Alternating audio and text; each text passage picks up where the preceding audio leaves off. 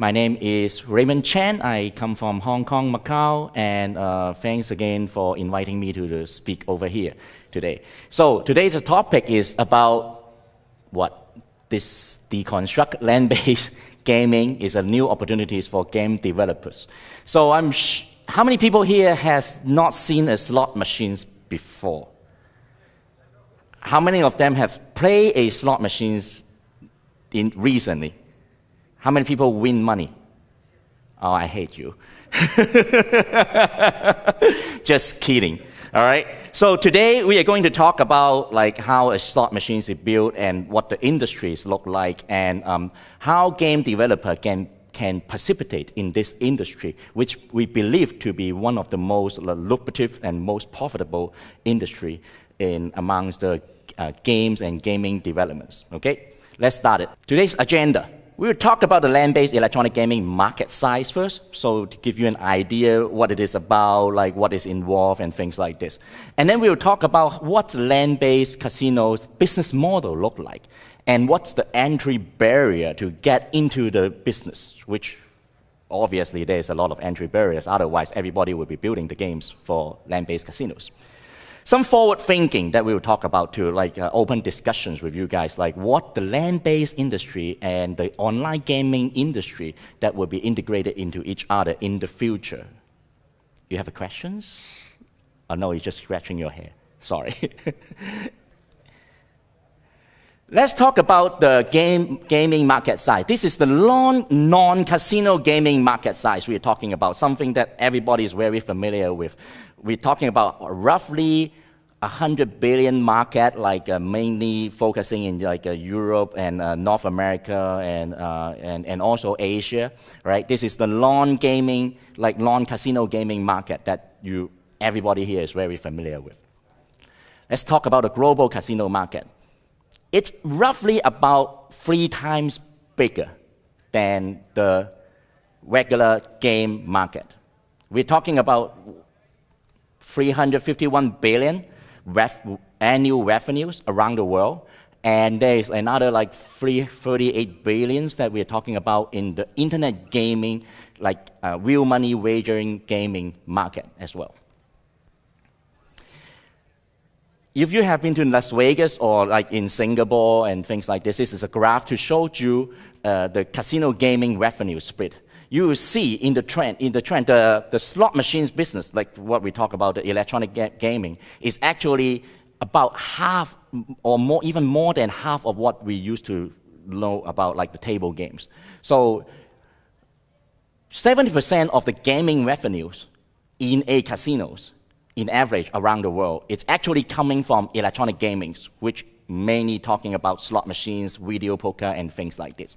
Only 30% is coming from table games like baccarat, blackjack, roulette, and things like this. So you can imagine what the size would look like every day. People spending so much money, except this guy over there who wins some money. Good. Why the market grows so big? I mean, you talk about 20, 30 years ago, the electronic gaming is not that big. I mean, it's all about table games. But you look at this graph over here, is the Las Vegas Strip gaming and non-gaming revenue. You see the non-gaming revenue, people spending money on hotel, food, concert tickets, and other kind of entertainment, is keep going up. It's suggesting that there's more people going to casino, or it's not going to gamble. They're going to enjoy the entertainments. And electronic gaming it's a core of that. It's they're not for hardcore gambler. It's for people who go to Las Vegas or go to Macau or come to Singapore to enjoy the fun. So you see, that's why they're contributing the growth in the electronic gamings. It's because more visitors going to the casino hubs like Las Vegas and Macau, we just talked about, and including Singapore right now, are not a hardcore gambler. They are more like a casual gamblers. So let's now go talk about the electronic gaming machines, how it's going to be constructed. Electronic gaming machines, we're talking about slot machines. We are talking about some video poker games. We're talking about some video bingo games, and some multi-station gaming terminal as well. And of course, mobile, PC, internet gaming also growing around the world, like Las Vegas, Europe, but Asia is kind of, but it's mainly in the Europe side right now. And the hottest topic in casino gaming is about the skills-based gaming machines. Las Vegas and Atlantic City, two of the biggest casino hubs in the world, last year just passed the law allowing some skill-based games to be installed in a land-based casinos that draw a lot of attention, and a lot of company, a lot of investment, a lot of money is pouring into this area that we are hoping to build like the new generation's gaming machines. That is something exciting and something coming up right now. Let's talk about some numbers. You would think Las Vegas has the most slot machines, then you are probably wrong. Because around the world, the whole America, including Las Vegas, of course. Las Vegas has roughly about like 100,000 machines and things like this. But actually the whole North America, including Canada, they have 886,000 machines. And then we have about 95,000 in Asia, 80,000 in Europe in the legal casino. If you talk about the street market, that you can triple the size because Italy has a lot of like we call the street market. Latin America, 320,000 machines. Africa, you think maybe no casino over there, but they actually have, and the number is growing. It's 25,000 over there. Australia by itself is almost 200,000. And Japan, which is just, you may have heard about Japan in the past few months, that Japan just legalized casino gaming, and they're going to open casinos. And imagine if Japan market opening up. Now they have about 3 million to 4 million pachinko slot in the market, and they all have to be converted into casino gaming machines. How big the market would be, I lost count. 3 million times 16,000 US dollar per machines, that is another $300 billion, maybe, something like that. Very attractive, very lucrative market, you can see. Look at the numbers here. I just mentioned, actually, Japan, in this research, they said they have $4.5 million machines. I mentioned 3 million, it's actually underestimate that. America is the second largest country to have machines, slot machines. Italy, following that, as I mentioned earlier. Germany, Spain, Australia, United Kingdom, Canada, Mexico, Peru, and of course some Asian country like Singapore has roughly about 2,000 machines over here. Macau has about 16,000, things like that. We estimate that all these machines is making about 281 billion US dollar a year for casino gaming. That means many people losing $281 billion on the casino floor. You're laughing. You're one of them.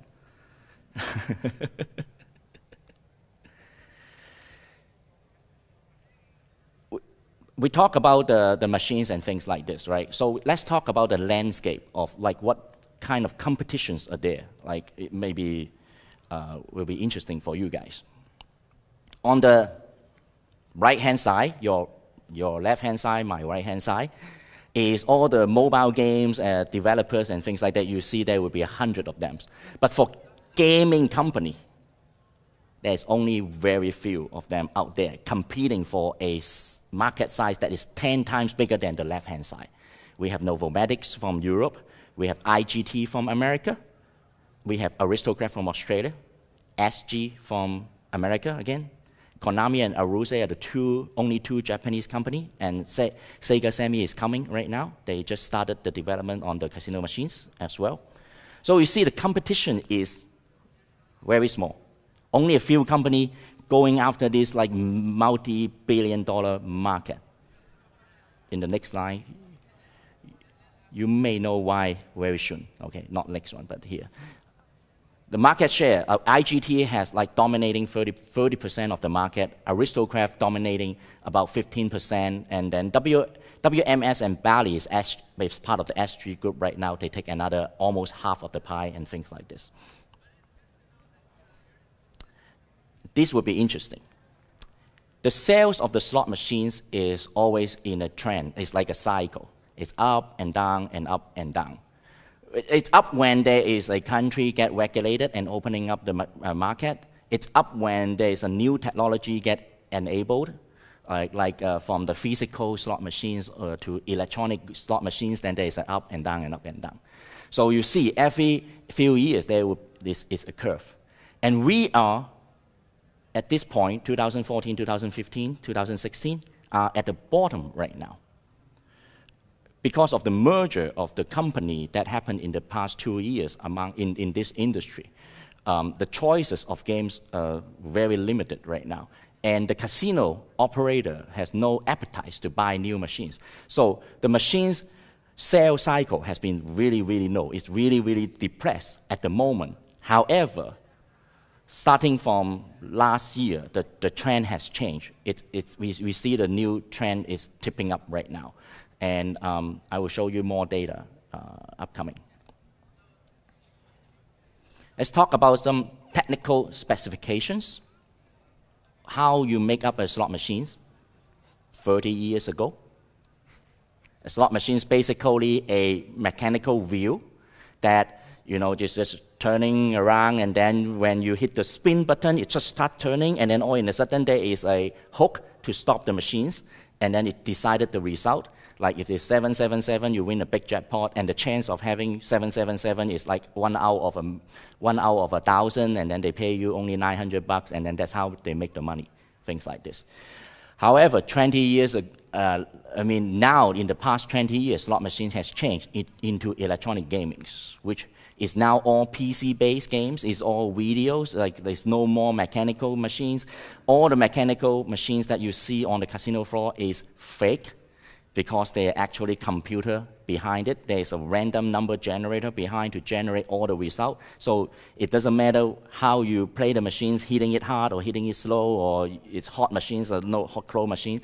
It doesn't matter. Everything is decided when you put the money in and hit the buttons, and then the result is decided. Each year, there is about, even though there's only like 6-7 companies in this industry, but there is about over 1,000 new games title is made for the slot machines. When I talk to people not in the casino gaming industry, they always think, oh, slot machines, they're the same, but they're not the same, because if you talk to your mom, probably your mom may like to play slot machines. She will tell you all the details and differences between each slot machines and how to win the machines. And then she will get excited when there's a new title come into the market and things like this. There's over 1,000 game titles being made. And the casino every year will spend money on replacing roughly about 15% of their machines on the casino floor to the new machines or new game in order to attract new players to the market. And as I mentioned earlier, there is roughly 3.5 million machines in the world, excluding Japan. Technical specifications. Basically, the tough part to get into this industry is the protocol and the whole requirements that is required to build the machines. When you build the games, it's not just building the games. Like you build a game and then put it on an Android phone or Apple phones, and then Android and Apple do everything for you. But in a casino gaming machines, you actually have to go through a game engine, the random number generator. And the most difficult part is what we call the bottom part, is the SAS 6.02 protocol. It is a 30-year-old protocol developed by IGT, and today they're still using it. It's like in the banking industry, they're still using AS400. Don't ask me why they are still using a 30-year-old protocol. And because around the whole world, all the casino management system is still counting on this protocol. So all the machines has to use this protocol. And that makes things very difficult to enter and to get it certified. Entry barrier. When you make a game and when you make machines, you have to get like GLI certifications. You have to get distribution network. You have to get license from each government. There is like 475 governing bodies in the world to control the license of the machines. The government policy always change, and also the development cost. It's getting things very, very hard to get in.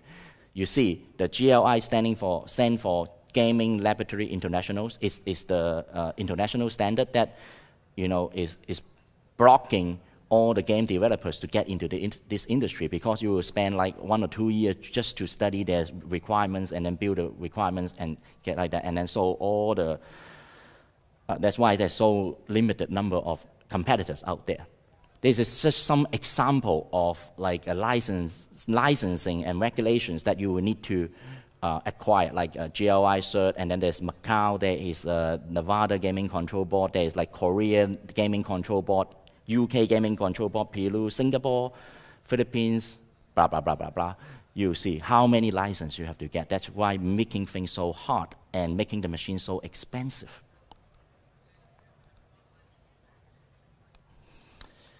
The future focus, right? I talk about that. I mean, we talk about, oh, it's very hard to get in and things like this. But then that means there's but that it's very profitable, because you are talking about the cost to make a slot machine is only about $5,000 US. But in average, the slot machine is selling for $16,000. The profit margin is insane. You're talking about 3 times of your manufacturing cost. That's why many people is like those big companies are throwing so much money into that. The trend is like skills-based game, as I mentioned right now. There's a lot of developers developing skills-based games. Also, people are going from online to offline too. It's like there's a lot of online game get converted into land-based game as well. And the industry focus also in Japan right now, that Japan is opening up. There will be 3 million slot machines that will be needed in the future and things like that. That's the focus right now. You see, this is the Japan pachinko. Anyone has been to Japan and played some pachinko before? You're a real gambler. Did you win money? No, right? Pachinko, always lost. Everybody lost. Yeah.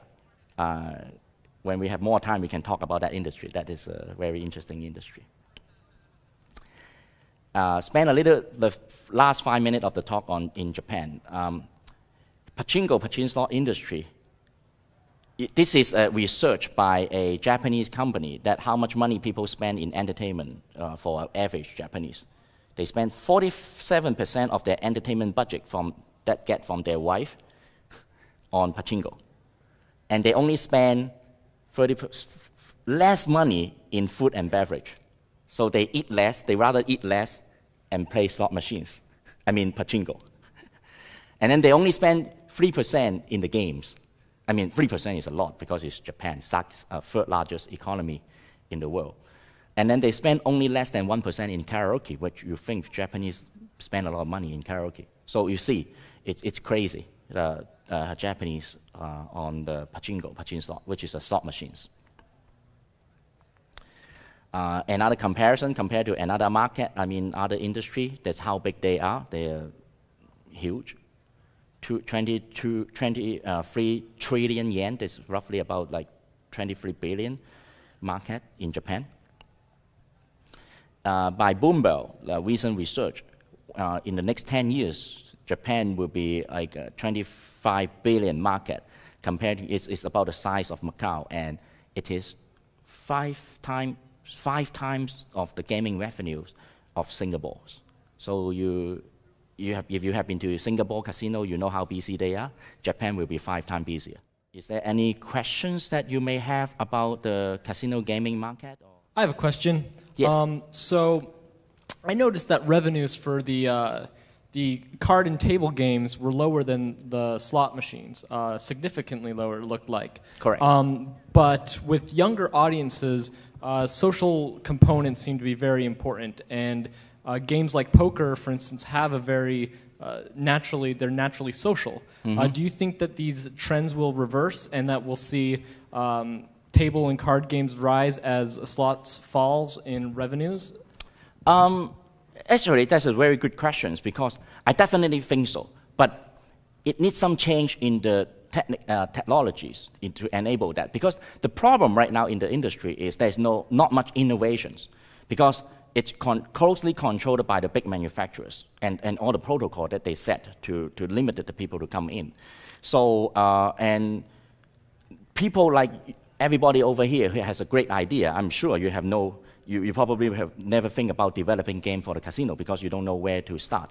That is exactly 3 years ago why I started Takara Gaming Group TGG, is to have an open platform for game developers to develop games using their idea, that one that you just talked about, like card games for young generation and things like that.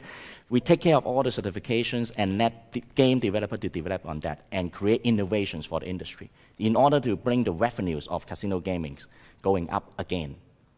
And speaking of innovation, actually, so you mentioned that the slot machines per unit sold, I believe, tend to rise when there's either new markets or new technologies.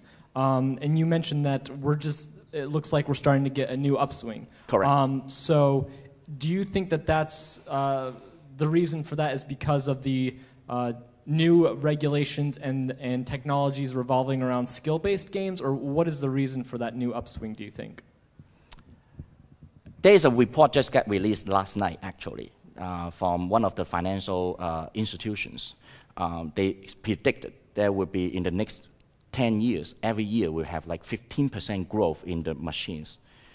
One part of the reason is about Japan, because you will see more and more Japanese company coming in to make this company, more and more pachinko company coming into this industry.